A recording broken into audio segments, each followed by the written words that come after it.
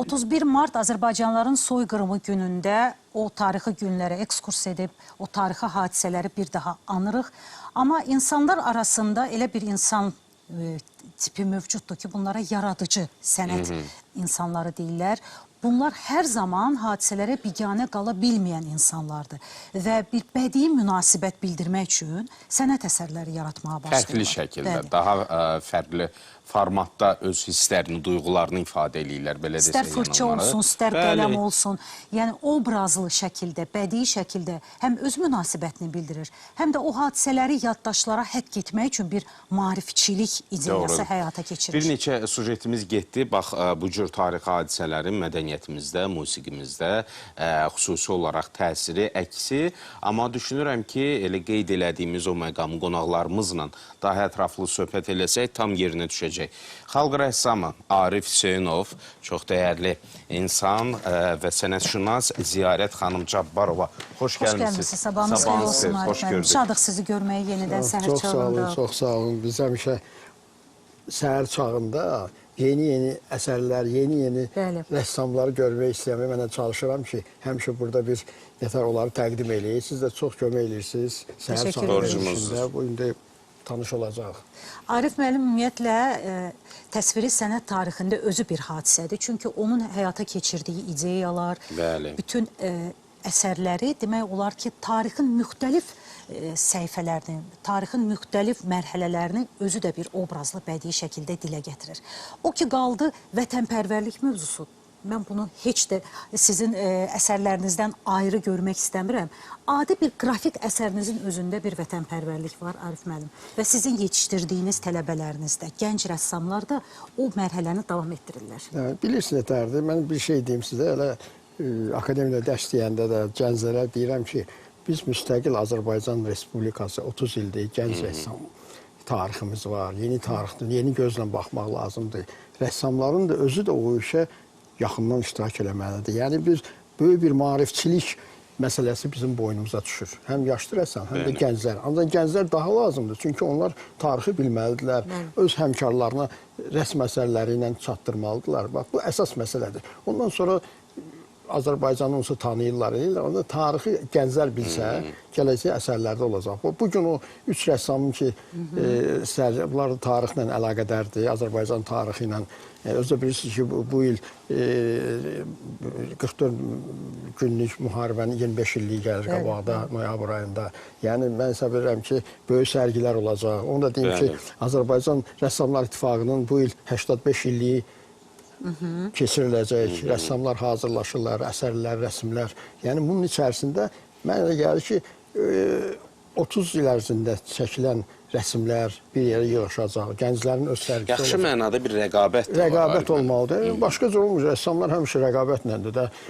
Michelangelo-dan tutmuş, Leonardo da Vinci-dən həmişə rəqabət var, yaxşı mənada.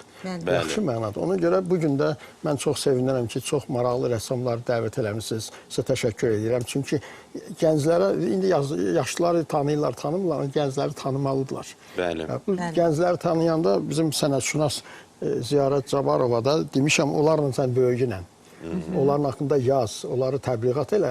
Yəni, onların psixologiyasını mən bilirəm, ancaq bu daha yaxşı bilir də, öz yaşlı adamda, uşaqlar. Ona görə bunun vəziyyəti çox ağırdır. Necə duyur Ziyarət xanım, necə hiss eləyir, necə yazır, sabahınız xeyir? Hər vaxtınız xeyir. Ümumiyyətcə, bu tarix mövzusu rəssamların yaradıcılığında həmişə önəmli yer tutub. Rəssamlar əsərlərində tarix boyu ən mühüm hadisələri həmişə canlandırıblar. Onlar əsərlərində yalnız gözəlliklər deyil, eyni zamanda yaşadıkları dövrün emosiyalarını, həmin dövrün ruhunu canlandırmağa bacarıblar. Və bu əsərlər gələcək nəsillərə ötürülən milli dəyərlər və sadəcə sənət əsəri deyil, sənət faktoru kimi də qiymətləndirə bilərik, deyə bilərəm. Bu, həm dünya rəssamlığında, həm də Azərbaycan rəssamlığında belə olub. Dünya rəssamlığından danışsaq, mən bir neçə misal göstərmək istərdim. Məsəl üçün, Leonardo da Vinci-nin İsa Peyğəmbər və onun həvailəri ilə birlikdə təsvir etdiyi əsər var, Sonuncu Şam yeməyi əsəri. Bu əsərdə həm dini baxımdan, həm də insani baxımdan olduqca təsir edici bir əsərdir. Bundan başqa bu əsəri misal göstərməyə, Azərbaycan rəngkarlığından biz misal göstərə bilərik. Bəhruz Kəngərlinin həmin dövrün hadisələrini öz əsərlərində aydın şəkildə canlandırıb, təsir edici əsər yaradıb. Bundan başqa Tahir Salahovun yaradıcılığında biz Respublika adlı əsərini misal göstərə bilərik. Sovet dövrünün çətinliklərini, insan əməyini, zəhmətini canlandırıb. Bugünkü dövrümüzdə Arif Hüseynovun yaradıcılığında Qarabağnamə silsiləsi var onun. Ülviyə Həmzəyevanın təsirli səhnələri əks etdirən əsərləri var, biz misal göstərə bilərik. Və bugünkü gənc rəssamlarımız. Əslində təsviri sənət tarixində o boşluq yaranmadı. Sanki elə bil ki, rəssamlar, yeniyetmələr belə artıq, mən intibah adlandıra bilərəm rəssamlıqda indi, gənc intibah bir dönəmi. Mən bir şey deyim xanım, biz Ziyarət xanımdan sərgilər təşkil uşaq, gənc istedadlar, yeni adlar. İnanırsınız ki, nə cür gənc rəssamlar var uşaqlardan. Ona görə mən həmişə deyirəm Ziyarətə ki, Azərbaycan gənc təsviri sənətin gələcəyi var. Bəli. Bir də bir nüansı demək istəyirəm. Buyurun. Bu, məsələn, bir 10-cu sinifdə olan qız burada var. Onun yaşıdları tamaşası, burada çox maraqlı sərgisi işləri var. Onu demək istəyirəm ki, onun yaşıdları, öz yaşıdları baxanda ona inanırlar. Çünki onlar da onu başa düşürlər. Dəvət eləyək rəssamlarımızı, onların özü ilə birlikdə söhbətimizi davam elətdirək. Rəssamlarımız Aygün İsmayıllı, Elnarə Xanlarova, Mədinə Həbib. Xoş gəlmişsiniz, sabahınız xeyir olsun. Sabahınız dostlar, xoş gördük sizi. Və əsərləri ilə bərabər bugün səhər çağında qonaqdılar. Elə vətənpərvərlik mövzusundan söz düşmüşkən, bu tabloların hər biri də vətənimizi əks etdirir. Arif müəllim, bəlkə birlikdə... Gəlin tablolara yaxınlaşaq. Sanki hiss edək ki, studiyamız bugün kiçik bir sərgidir. Bizim sənətşünas Ziyarət xanım bunları hamısını tanıyır, onlar haqqında özü informasiya verər. Buyurun. Özü deyər, özü işlərini təqdim edər. Bu xanım Mədinə Həbib, hələ uşaq yaşlarından artıq rəssamlığa başlayıb, böyük maraq var. Öz haqqında biraz özü də məlumat versin. Salam, mən Mədinə Həbib, 10-cu sinif, 125-ci nömrəli məktəb.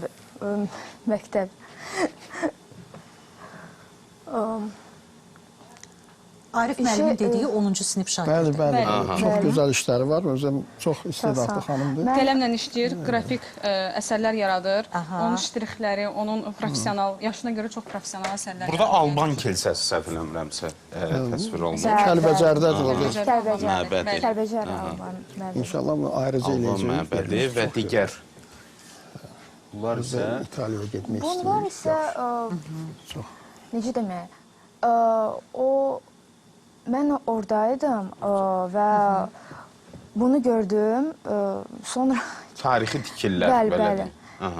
Yəni, naturada siz özünüz görmüsünüz oranı. Bəli. Məbədi görmüsünüz və ilhamlanaraq bax, belə bir əsər yaratmışsınız. Ümumiyyətlə, rəssamlar çox danışmaq istəmir. Mən indidən deyim, sən mənə baxma. Mənim təcrübəm çoxdur.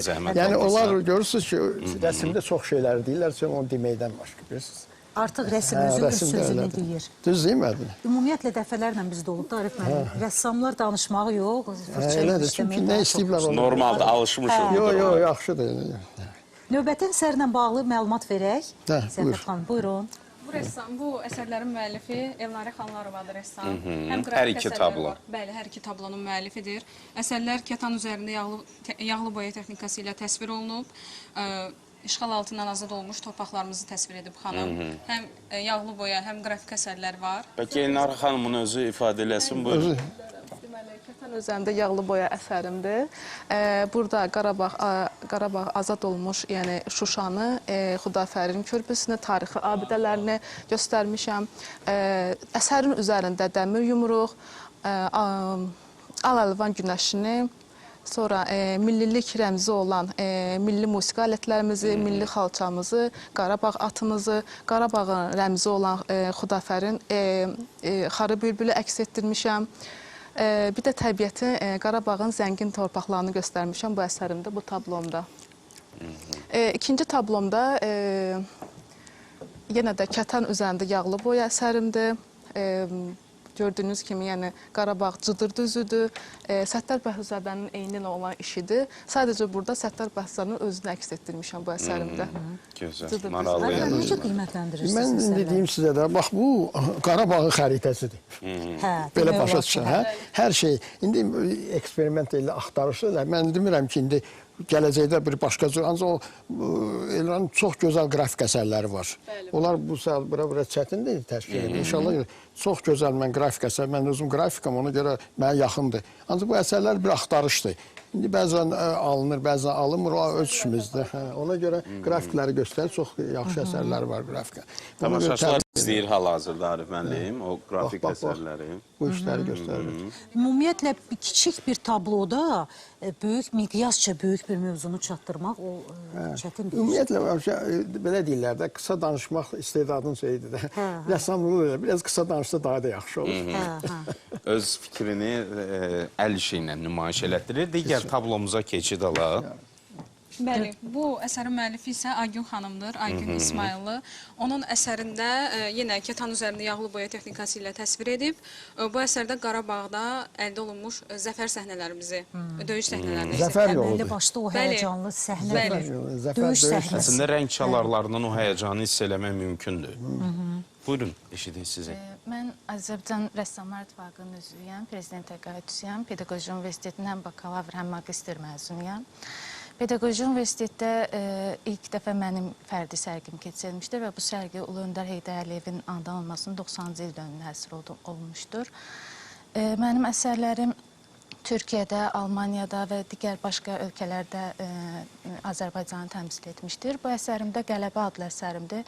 Biz artıq zəfər çaldıqdan sonra mən bu əsəri ərsəyə gətirdim. Burada tanklarla əskərlərimizin o göstərdiyi şücaəti əks etdirmişəm. Oradakı hava şəraitini hər halda görürsünüz, onları əks etdirməyə çalışmışam. Onu qeyd edeyim ki, bu gənc xanımın əsərləri təmiz rəngkarlıq əsəridir. Bəzən qrafikada qarışıq var, bu təmiz rəngkarlıq. Görürsünüz ki, orada o yandakı rənglərin, yuxarı dağların, sonra atəşlərin rəngləri, yəni rəngkarlığın öz qaydaları var. Bu xanım da o qaydalara riayət edir və döyüş səhnəsinin bir atmosferasını yaradır. Mən hesab edirəm ki, bax, bura yığışan rəssamlar üçü də gələcəkdə bizim çox yaxşı əsərləri olacaq, sərgilərini biz təşkil edəcəyik. Səhər sağ olaraq siz də onu təbliğ edəcəksiniz. Bizdən danışıram ki, sonra şey olmasın. Borcumuz da əslində. Yəni, bunlara təbliğatlar gənclərə hamısına. Motivasiyadır gənc nəsil üçün, yetişmək üçün bir həvəsdir. Vətənpərvərlik mövzusu Arif müəllim, ümumiyyətlə təsviri sənətdə necə bir mövzudur? Çünki o elə bir hissdir ki, insanı doğulandan müəyyən yaş dönəminə qədər cilalanır, sonra hisslərə çevrilir. Onu sonradan belə yaradıcı bir işə çevirmək üçün mütləq mənada o insanla işləmək gərəkdir. Elədir, əvvəla Azərbaycanda rahat anadan olan vətəndaşlar, rəssamları demirəm, yazıçılar, bəstəkarlar istəmədi bu mövzu içəridə var. Tarixi oxuyursan, o demək deyil ki, hamısı belə bir müharibə çəkəcək. Adicə bir natürmort da vətənpərvərlik ola bilər. Adicə bir mənzərə də, adicə bir portret də. Yəni, bu istəkdən çox şey asılıdır. Yəni, biz kosmopolit adam ola bilmərik. Biz Azərbaycanı sevən adamlarıq, yaradıcı adamlar. Ona görə nə qədər onu o sevgi verirsə əsərlərdə, o daha da yaxşı olur, o da geniş vüsət alır. Ona görə yenə də deyirəm ki, bütün Azərbaycan rəssamları bu qədər yaşayıb, artıq neçə illərdir, bir qeyd elədim. Ancaq gənclər artıq bu estafeti götürməlidir özü ilə. Və xüsusilə vətənpərvərlik mövzusundan danışanda Arif müəllim, sizin o Qarabağnamə silsiləsini xüsusi vurğulamalıyıq. Tarixin səhifələri, əlbəttə. Bəli, orada yaratdığınız o tablolar, o əsərlər. Görürəm, baxıram. Hətta hadisələr baş verməmişdən öncə Arif müəllimin artıq qələmə aldığı. Bir növ, hər tablo bir kitabdır sanki. Böyük bir mənanı, böyük bir tarixi özündə əks elətdirir. Mən sizə deyim o işin tarixində, mən 5 il ömrümün ən yaxşı vaxtlarını o əsərə həsr eləmişəm. Çünki hiss elədim ki, mən bunu eləyə bilərəm. Bir qeyd edim ki, bu sərgi asılanda mənə sual verdilər 19-cu ildə, fevralın 26-sında. Arif müəllim, bitdi bu məsələlər, seriya. Dedim, hələ bitməyir, çünki qələbə olmalıdır. Hələ bilmirdim ki, bir ildən sonra 44 günlük olacaq, sonra sentyabr antiterror olacaq. Mən ondan sonra təzədən kitab buraxdım. O kitaba rəngli plakatlar də elədim.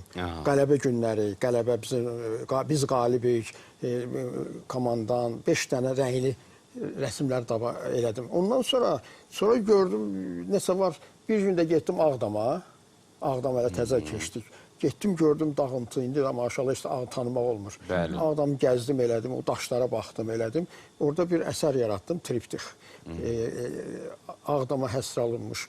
Biri teatrın məhvidir. O teatr ancaq divarları qalmışdı. Arkalar. Hə, arkalar. Mən onu qaydım dedim, ancaq bu teatrı sökmək olar, divar olmaz. Ancaq teatrı məhv eləmək olmaz. Orada obrazlar Leyli Məcnun var, Otello var, onlar hamısı qara qüvvələr, boğurlar, aktyorları.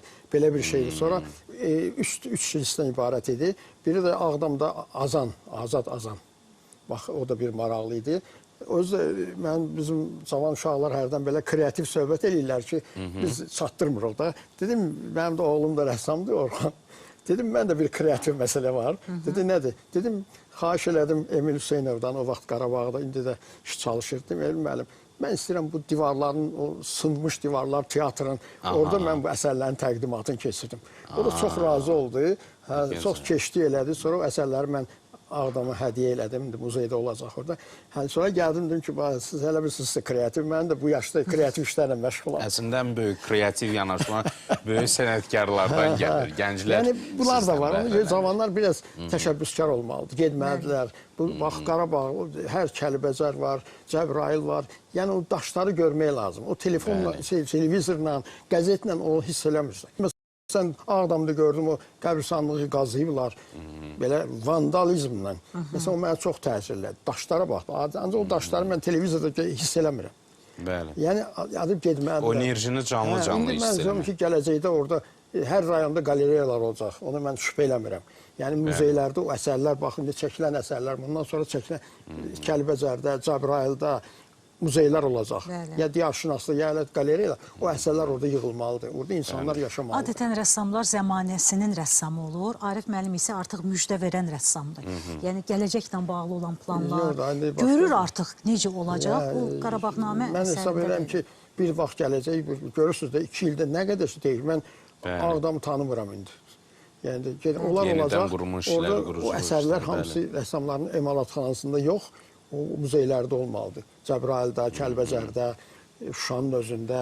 Yəni, bu çox yaxın gələcəyindir. Ona görə mən cavan rəssamlara arzu edirəm, bir motivasiya verirəm. Çox işləyim, əsərlər itməyəcək. Və yeganə rəssam da Arif müəllim ki, gənc nəsillə bir harmoniyası var. Çox yaxşı münasibət qura bilir. Və hətta tənqidi fikirlərini də o qədər gözəl şəkildə ötürə bilir ki, yəni inciməmək, onları incitməmək şərtinə. Mən də gənc adamım, siz mənə belə baxmayın. Rəssamlıqda mən əslində düzəltmək istəyirəm. İstəyirəm, mən gəncləşirəm. Bir lap balacalar var, onlar lap gənclər. Bilirsiniz, onlar elə işlər görürlər ki, mən hərdən baxıram, heç gizlətmirəm. Deyirəm, mən sizin işlərə baxıram, mən nağıllar da delirəm də.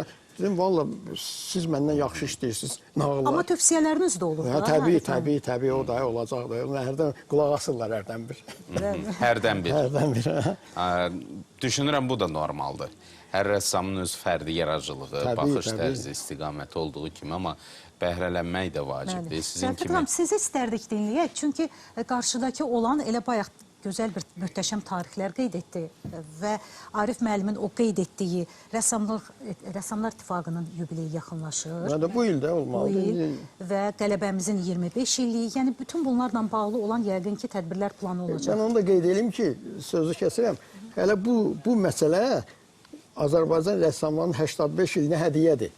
Bunların elədiyi bir şey. Bu həsən ki, başlayır. Yəni, rəssamlar üzvüdür xanım. Amma yeni əsərlər də olacaq, olmalıdır. Buyur. Buyurun Zərfət xanım. Bəli, əlbəttə ki, tədbirlər planı hər zaman hazırlanır. Mən eyni zamanda Azərbaycan Dövlət Rəsm Qalereyasında çalışıram və biz hər bir tarixi hadisə ilə bağlı, hər bir özəl günlə bağlı mütləq yeni layihələr, yeni tədbirlər həyata keçiririk, sərgilər keçiririk və bu sərgilərlə istər xalq rəssamları, əməkdar rəssamlar, istər gənc rəssamlara dəstək oluruq. Onların əsərlərini insanlara nümayiş etdiririk. Bəli. Arif müəllim, ümumiyyətlə olur elə ki, məsələn, bir var peşəkar rəssam, bir də var həvəskarlar olur ki, onlarda daha böyük yaradıcılıq potensialı görürsünüz. Tarixdə var elə şeylər. Mən hərdən belə şeylər eşidirəm. Ümumiyyətlə, istedadlı adam bəlkə də o akademiyanı bitirməməlidir. Elə şeylər də var. Çünki akademiya öz qayda qanunları var. Görürsən ki, o istedadı biraz şeydir. Ancaq o da hərdən bir olur, həmişə öyle olmur. Savad həmişə lazım. Mən bir də təklifimi təkrar edirəm. Bax, bu 3 rəssam, Allah qoysa işləri də mən tanış olmuşam, emalatxanalarında olmuşam. Biz səhər çağı verilişində hər dəfə bir 3 rəssamı yəqin eləyəcək. Gələn dəfə məsələn portretlə işləyən rəssamları, o janrlar məsələn, yəni janrları genişləndirmək lazımdır. Düzdür? Sonra onların sərgilərində də siz iştirak eləyəcəksiniz. Verilişdə də görünəcəksiniz. Onlar danışırlar ki, biz sərgi eləyəcəyik. Ayrıca. Ümumiyyətlə, janr etibarı ilə müxtəlif rəsm əsərləri olur da, Arif müəllim. Məsələn, bir rəssamın müxtəlif janrlarda əsərləri olur, yoxsa onlar sadəcə bağlı olur? Yox, o adamlar, məsələn, biri var ki, məsələn, bizim hörmətli rəssamımız Səttar Bəhlulzadə, mənzərə ustası. Ancaq yəqin bir şeyi yaxşı bilmək lazımdır. Yaxşı naturmort çəkmək lazımdır. Yaxşı portret çəkmək lazımdır. Bunun üçün də sizin kimi ustadlar var da, Arif müəllim. Yox da, indi bizim davamız gəlirlər də, yaxşı. O bəhrələnməlidirlər axı, biz əlimizdən gələni deyirik. Və çox sağ olun. İnsan biləm ki, bir şeyi yaxşı bilmək lazımdır. Portret, mənzərə çəkə bilərsən. Yarımçıq papaqçılıq məsələsi. Yəni, portret çəkənsən, o ayrı ustalıqdır. Mənzərə ayrı ustalıqdır. İstiqaməti bəlli eləsinlər, yəni rəssamlarımız. Özləri üçün biraz axtarırlar da yolu. Cavan adam, biz də elə olmuşuq. Sonra bir yerə çatır, gör, hansı ki, səndə yaxşı alınır, ya portret alınır, obrazlar alınır. Onda stop deyirlər özünə. Sizə cansağlıq arzuluyoruz, Arif müəllim. Çox sağ olun. Yaradıcılıq uğurlar arzuluyoruz. Daim belə gümrah olun, gənc ruhlu olun ki, bu gənclərimiz də sizdən sənət barədə bəhrələnə bilsinlər. Biz də bir dəyərli sənətkarımız kimi, əzizimiz kimi sizdən o daim o enerjini ala bilək. Mən də bəhrələnirəm bunlardan, baxma. Görürəm ki, mən biraz yavaşayıram, biraz özümü yığışdırıram. Amma gənc rəssamlara da bir sualım var. Elə bir ideya var mı ki, onu planınızda var, həyata keçirmək istəyirsiniz və o sizin arzularınızın açarı olacaq. Var elə bir əsər işləmək istəyirsiniz onun gələcəyi ilə bağlı? Arzularımızı elə demək olar, Arif müəllim özü dilə gətirdi. İnşallah biz də istəyirik ki, bunun davamı olsun, sərgilər təşkil olunsun. Biz təbii ki, Qarabağımızda da o sərgilər təşkil olunsun. Orada gedək, həm də Qarabağımızla tanış olaq, həm əsərlərimiz orada sərgilənsin. Bizim arzularımız sadəcə bu yöndə. Bundan ibarətdir. Buyurun xanımlar, sizə işidək. Çoxdur təbii ki, hər bir rəssamın öz arzusu və onun əsərinin auditoriya çıxmasıdır da. Hər bir rəssamın arzusu bundan ibarət ola bilər. Amma elə bir mövzu var, onu məsələn planlaşdırmışsınız ki, o mövzunu mütləq işləmək lazım. Mövzularında hər dəfə yeni mövzular yaradırıq. Nə gözəl. Arif müəllim, təşəkkür edirik. Mən bir də demək istəyirəm ki, müraciət edirəm sizin bu verilişdən istifadə edərək. İstərdim ki, Azərbaycandakı bu gənc rəssamları biraz kömək eləyək. Dövlət tərəfdən, iş adamları tərəfdən, onların sərgisini eləyək, kitablarını buraxaq, işlərini alaq, asaq evlərdən. Bax, belədir. İndi əvvəl başqa cür idi, Sovet dövrünü danışmıram. Bunların indi emalatxanası yoxdur. Evdə bir küçədən alıblar, uşaqlardan kəsiblər, uşaq otağını eləyiblər. Oyun olsun ki, emalatxanalarımız olsun. Əsərlər oradan olsun, o da olacaq. Siz darıxmayın. Həmişə birdən olacaq, olacaq. əlbəttə. Təşəkkür eləmək istəyirəm dəvətə görə. Biz Bu uşaqlar üçün mən çox sevinirəm ki, bugün bu əsərləri bura gətirdilər. Hər rəssam əsərlərini gətirə bilmir. Bir dənə ilə olmur axı. Gərək inşallah sərgilər olacaq. Bax, bunlarla danışdım. Kataloglar buraxacaq, sonra ayrı-ayrı sərgilər olacaq. Siz də gəlib onu işıqlandıracaqsınız. Yeri gəlmişkən Mədəniyyət kanalı xəbər formatında da bütün bu sərgiləri lentə alır, onu işıqlandırır. Yəni, mədəniyyət xəbərlərində də bu barədə ətraflı məlumat veriləcək. İmkan olduqca səhər çağında da mütləq bu barədə Bu bizim danışacaq. işimizdir. Bu tələbələrin yanında siz varsınızsa, sizin necə deyək, istiqamətiniz, məsləhətləriniz, tövsiyələriniz varsa, o dediyiniz uğurların hər birini gənc rəssam, məncə rəssamlarımız əldə eləyəcəklər. Olmalıdır. Nəticə görünür də. Bəli, göz önündə. Uğurlar arzuluyoruz. Çox Təşəkkür edirik dostlar. Gəldiyiniz üçün minnətdarıq. Var olun.